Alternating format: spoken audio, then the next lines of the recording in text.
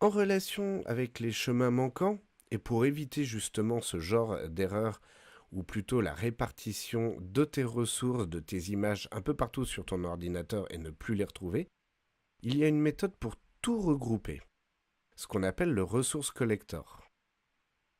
Donc quand tu as fini ta scène ou à un moment où tu sais que tu vas devoir changer d'ordinateur, avant d'enregistrer ta scène, tu fais éditer et tu vas pouvoir venir dans collecteur de ressources.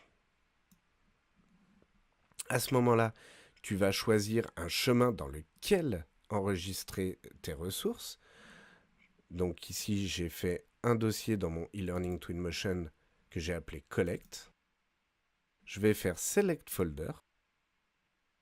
Tu sélectionnes ensuite ce que tu veux sauvegarder, donc collecte du fichier sauvegardé.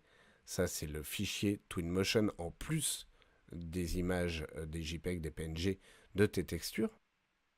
Tu as aussi collecteur de matériaux inutilisés si tu veux les emmener en même temps. Personnellement, je ne vais pas le cocher comme ça fera du nettoyage.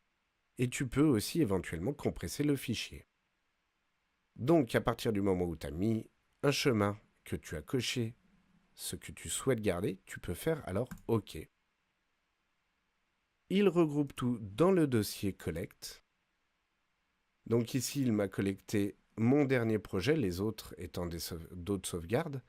Et dans Map, il m'a sauvegardé toutes les images qui sont utilisées dans mon projet et qui viennent de mon ordinateur.